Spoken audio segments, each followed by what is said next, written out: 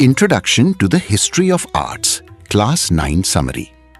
आज हम क्लास 9 की हिस्ट्री ऑफ आर्ट्स की समरी समझेंगे, जिससे आप बुक के साथ आसानी से टॉपिक वाइज पढ़ सकें। भारत की सांस्कृतिक विरासत लगभग 5000 वर्ष पुरानी है। हमारी हेरिटेज हमें monuments, paintings, sculptures, manuscripts, musical instruments, costumes, jewellery और परफॉर्मेंस ट्रेडिशंस में देखने को मिलती है।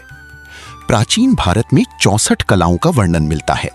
इनका उद्देश्य व्यक्ति का संपूर्ण विकास करना था। इनमें केवल म्यूजिक, डांस, ड्रामा, पेंटिंग और लिटरेचर ही नहीं, बल्कि हर्बल मेडिसिन, कारपेंट्री, कुकिंग और डेकोरेशन जैसी स्किल्स भी शामिल थीं। इससे पता चलता है कि प्राचीन समय में कला जीवन का महत्वपूर्ण हिस्सा थी। हिस्ट्री ऑफ आर्ट्स को समझने के लिए हमें कई प्रमाण मिलते हैं, जैसे प्राचीन ग्रंथ, शिलालेख, पेंटिंग्स, स्कल्पचर्स, आर्टिफैक्ट्स। इनसे हमें उस समय की म्यूजिक, डांस और थिएटर की जानकारी मिलती है। इस चैप्टर में दिए गए चित्रों और उनके कैप्शंस को ध्यान से पढ़ना बहुत जरूरी है, क्योंकि वे हमें आर्टवर्क के समय, सामग्री और उसके महत्व के बारे में बताते हैं। इस प्रकार हिस्ट्री ऑफ आर्ट्स हमें भारत की समृद्ध संस्कृति और कला के विकास की यात्रा समझाती है। चलिए अब अगले भाग को समझते हैं। Tangible and intangible cultural heritage, मूर्त और अमूर्त सांस्कृतिक धरोहर। दुनिया की हर सभ्यता ने अपनी अलग संस्कृति और परंपराएं विकसित की हैं। यूनेस्को के अनुसार संस्कृति किसी समाज की आध्यात्मिक, भौतिक, बौद्धिक और भावनात्मक पहचान होती है। सांस्कृतिक धरोहर मुख्य रूप से दो प्रकार की होती है। तो बच्चों, सबसे पहले हम इसे समझते हैं। टेंजिबल कल्चरल हेरिटेज, मूर्त सांस्कृतिक धरोहर। ये वे चीजें हैं जिन्हें हम देख और छू सकते हैं। ये हमारी संस्कृति के भौतिक प्रमाण होते हैं, जैसे आर्टिफैक्ट्स, प्राचीन वस्तुएं, मॉन्यूमेंट्स, स्मारक, पेंटिंग्स, चित्र, मैन्यूस्क्रिप्ट्स, पांडुलिपियां, म्यूजिकल इंस्ट्रूमेंट्स, वाद्य यंत्र, ज्वेलरी, आभूषण, मास्क, मुखौटी। ये हमें हमारे इतिहास और संस्कृति को समझने में मदद करती हैं। अब इस विषय के अगले हिस्से को समझते हैं। इंटेंजिबल कल्चरल हेरिटेज, अमूर्त सांस्कृतिक धरोहर। ये वे परंपराएं हैं जिन्हें हम देख नहीं सकते, लेकिन अनुभव कर सकते हैं। ये पीढ़ी दर पीढ़ी आगे बढ़ती रहती हैं, जैसे ओरल ट्रेडिशंस, कहानियां, म्यूजिक, संगीत, डांस, नृत्य, थिएटर, नाटक, रिचुअल्स, रीति रिवाज, फेस्टिवल्स, त्योहार, ट्रेडिशनल स्किल्स, पारंपरिक कौशल। ये हमारी जीवित संस्कृति का हिस्सा हैं और समाज को एकजुट रखते हैं। इस प्रकार टेंजिबल और इनटेंजिबल दोनों हेरिटेज मिलकर हमारी संस्कृति को समृद्ध बनाते हैं और हमें अपनी जड़ों से जोड़ते हैं। आगे बढ़ने से पहले यह समझना भी जरूरी है कि कलाओं का उद्देश्य क्या है। Purpose of the arts. कला हमारी सांस्कृतिक विरासत का एक महत्वपूर्ण हिस्सा है। प्राचीन समय से ही कला लोगों को अपने विचार, भावनाएं और अनुभव व्यक्त करने का माध्यम देती रही है। म्यूजिक, डांस, थिएटर, पेंटिंग और अन्य कलाएं समाज को समृद्ध बनाती हैं और लोगों के जीवन में सुंदरता, आनंद और ज्ञान लाती हैं। कला का अभ्यास केवल मनोरंजन नहीं है, बल्कि ये पीढ़ी दर पीढ़ी क्रिएटिव नॉलेज को आगे बढ़ाने का माध्यम भी है। इसी कारण कला हमें हमारे अतीत से जोड़ती है, वर्तमान को समझने में मदद करती है और भविष्य के लिए नई प्रेरणा देती है। अब यहाँ ये समझना जरूरी है कि हमें कला का इतिहास क्यों पढ़ना चाहिए। Why should we study the history of arts? कला का इतिहास पढ़ने से हमें अपनी समृद्ध संस्कृति पर गर्व होता है। इससे हम ये समझते हैं कि पुराने समय के लोग किस प्रकार सोचते थे, रहते थे और अपनी भावनाओं को कला के माध्यम से व्यक्त करते थे। कला हमें ये भी सिखाती है कि अलग अलग समय और स्थानों में किस प्रकार नई टेक्निक्स और आइडियाज विकसित हुए। सबसे महत्वपूर्ण बात यह है कि हिस्ट्री ऑफ आर्ट्स हमें अपनी परंपराओं को समझने और आगे बढ़ाने की प्रेरणा देती है। अब ये जानना भी जरूरी है कि समय रेखा यानी टाइमलाइन का क्या महत्व है। Why timeline matters. इस चैप्टर की खास बात यह है कि इसमें 4 मुख्य कला रूपों थिएटर, म्यूजिक, डांस और विजुअल आर्ट्स को एक साथ टाइमलाइन के माध्यम से समझाया गया है। इससे हमें पता चलता है कि ये सभी कला रूप एक दूसरे से जुड़े हुए हैं और समय के साथ साथ विकसित हुए हैं। टाइमलाइन पढ़ने से हम ये समझ सकते हैं कौन सी कला पहले विकसित हुई, किसने दूसरी कला को प्रभावित किया, कैसे विचार एक स्थान से दूसरे स्थान तक पहुंचे, भारत और दुनिया की कला में क्या समानताएं हैं? इस प्रकार टाइमलाइन हमें कला के विकास की पूरी यात्रा को समझने में मदद करती है। बच्चों, अब तक हमने कला के विकास और उसकी समय रेखा को समझा।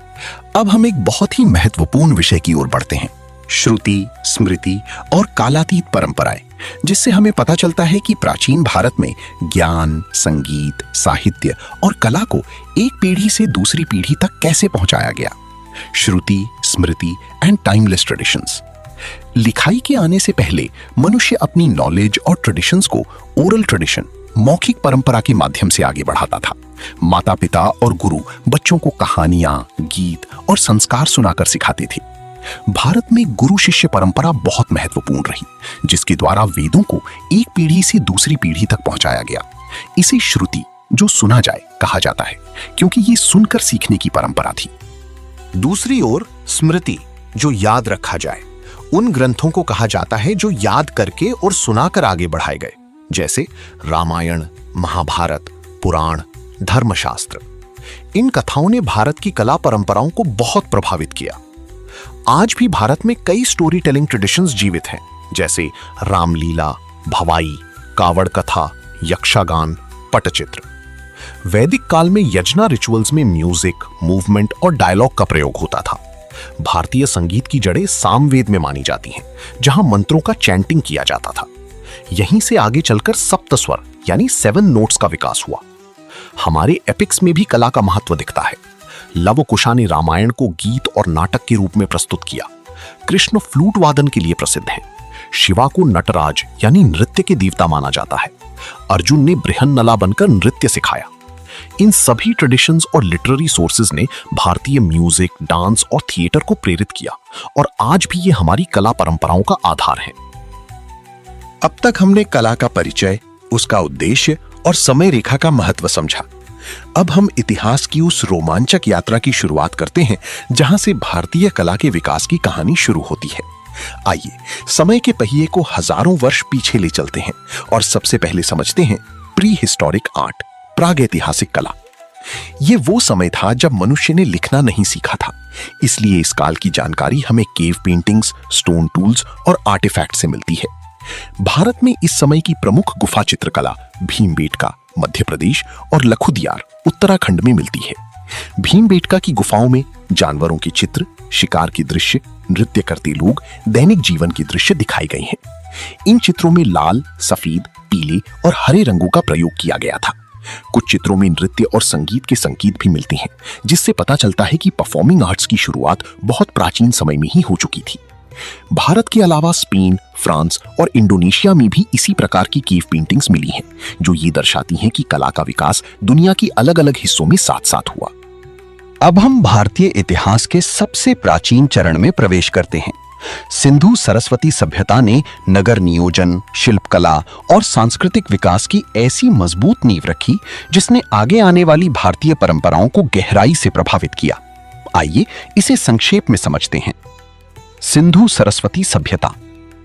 इस समय विश्व की प्राचीन सभ्यताएं नदियों के किनारे विकसित हुईं और लोगों ने लिखने की शुरुआत की। भारत में इस काल की सबसे पुरानी लिपि सिंधु सरस्वती सिविलाइजेशन की सील्स पर मिलती है।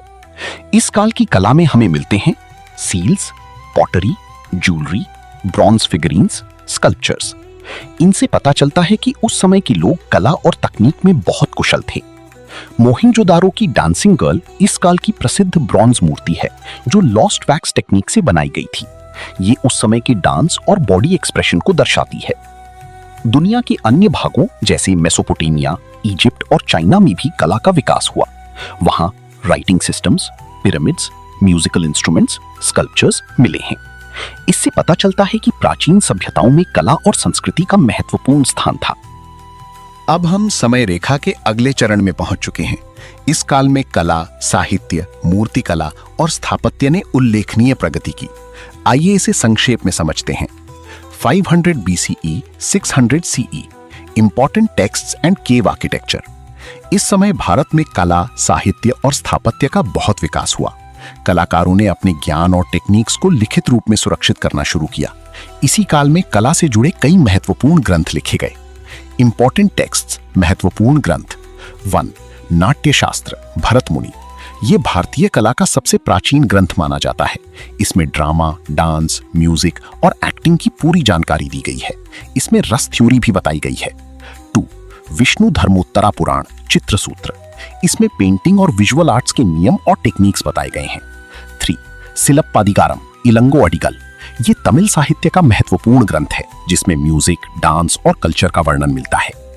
केव आर्किटेक्चर एंड स्तूपा। इस समय बुद्धिज्म और जैनिज्म के प्रभाव से कई स्तूपास, चैत्यास और विहारास बनाए गए। प्रमुख स्थान अजंता, एलोरा, सांची, सारनाथ, उदयगिरी। इन स्थानों की कार्विंग्स और स्कल्पचर्स में डांसर्स, म्यूजिशियंस और स्टोरीज ऑफ बुद्धा दिखाई देती हैं। इससे पता चलता है कि इस समय परफॉर्मिंग आर्ट्स और आर्किटेक्चर दोनों का विकास साथ साथ हुआ। इस काल में सारनाथ, मथुरा और गांधारा स्कल्पचर के मुख्य केंद्र बने।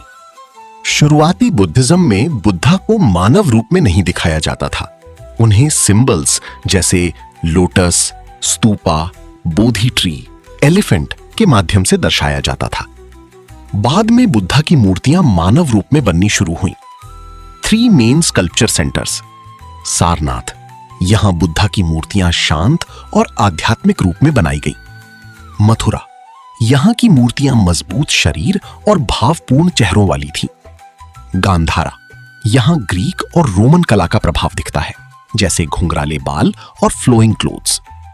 इस समय अशोका पिलर्स भी बनाए गए, जिनमें सारनाथ लायन कैपिटल सबसे प्रसिद्ध है, जो आज भारत का राष्ट्रीय प्रतीक है। इस काल में सिंबोलिज्म यानी आइकॉनोग्राफी का भी विकास हुआ, जैसे Shiva is equal to trishul and damru, Saraswati is equal to veena and swan, Vishnu is equal to different avatars.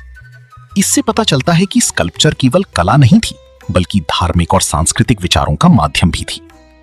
अब हम भारतीय इतिहास के उस स्वर्णिम युग में प्रवेश कर रहे हैं जहां संगीत, चित्रकला और साहित्य ने अभूतपूर्व ऊंचाइयों को छुआ। आइए गुप्त काल की इस सांस्कृतिक समृद्धि को संक्षेप में समझते हैं। Gupta period, music, painting and literature. Gupta period को भारतीय कला का गोल्डन एज कहा जाता है। इस समय समुद्रगुप्त के कॉइन्स मिलते हैं जिनमें वे वीणा बजाते हुए दिखाए गए हैं। इससे पता चलता है कि म्यूजिक को बहुत महत्व दिया जाता था। पेंटिंग, इस काल में अजंता केव्स महाराष्ट्र और सित्तानावासल तमिलनाडु की म्यूरल्स प्रसिद्ध हैं। इन पेंटिंग्स में नेचुरल कलर्स, अर्थ पिगमेंट्स, शेडिंग, पर्सपेक्टिव का सुंदर प्रयोग किया गया। अजंता म्यूरल्स में डांसर्स, म्यूजिशियंस और स्टोरीज फ्रॉम जातकास को दर्शाया गया है। लिटरेचर एंड आर्ट्स, इस समय संस्कृत लिटरेचर ने म्यूजिक, डांस और ड्रामा को बहुत प्रभावित किया। महत्वपूर्ण राइटर्स कालिदास, शूद्रका, विष्णु शर्मा, अश्वघोष। इनकी रचनाओं ने इंडियन थिएटर और परफॉर्मिंग आर्ट्स को मजबूत बनाया। ग्लोबल आर्ट डेवलपमेंट, इसी समय ग्रीस और रोम में थिएटर, स्कल्पचर और आर्किटेक्चर का विकास हुआ। ग्रीक थिएटर में मास्क्स का प्रयोग होता था और रोमन स्ट्रक्चर्स जैसे कॉलिजियम बड़े प्रदर्शन स्थलों के रूप में प्रसिद्ध थे। इससे पता चलता है कि भारत और दुनिया दोनों में कला का विकास साथ साथ हो रहा था। अब समय रेखा हमें उस दौर में ले आती है जहां भक्ति की भावना और मंदिर संस्कृति ने भारतीय कला को नया आयाम दिया। संगीत, नृत्य, मूर्तिकला और स्थापत्य एक जीवंत परंपरा के रूप में विकसित हुए। आइए इस युग की विशेषताओं को संक्षेप में जानते हैं। 600 CE to 1200 CE, भक्ति, temple arts and living traditions.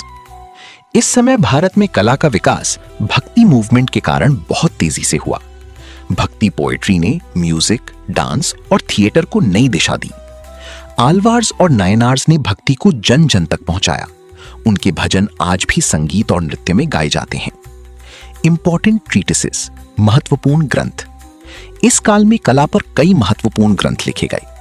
संगीत मकरंदा, नारद, म्यूजिक थ्योरी और रागास। बृहददेशी, मतंग मुनि, मार्ग और देशी म्यूजिक का अंतर। अभिनव भारती, अभिनव गुप्ता, रस थ्योरी। दशरूपक, धनंजय, ड्रामा के प्रकार। अभिनय दर्पणम, नंदिकेश्वर, डांस जेस्चर्स और एक्सप्रेशंस। ये ग्रंथ आज भी म्यूजिक, डांस और थिएटर में उपयोग किए जाते हैं। Temple architecture and sculpture. इस समय बड़ी बड़ी मंदिर बनाए गए। मुख्य उदाहरण Kailash temple, Ellora, Khajuraho temples, Chidambaram temple, Belur temple. मंदिरों की वॉल्स पर डांसर्स, म्यूजिशियंस और माइथोलॉजिकल स्टोरीज को कार्विंग्स में दिखाया गया। चोला ब्रॉन्ज नटराजा इस काल की सबसे प्रसिद्ध मूर्ति है जो डांस और कॉस्मिक एनर्जी का प्रतीक है। Manuscript paintings. इस समय पाम लीव्स और बर्च बार्क पर मैन्युस्क्रिप्ट्स लिखे जाते थे। इनमें सेक्रेड टेक्स्ट्स, पेंटिंग्स और आर्टिस्टिक आइडियाज को सुरक्षित रखा गया। Global influence. इस काल में भारतीय कला साउथ ईस्ट एशिया तक पहुंची। Countries like Cambodia, Indonesia, Thailand, Vietnam पर इंडियन कल्चर का गहरा प्रभाव पड़ा। अंकोर वाट और वायांकुलिट इसके प्रमुख उदाहरण हैं। Living traditions.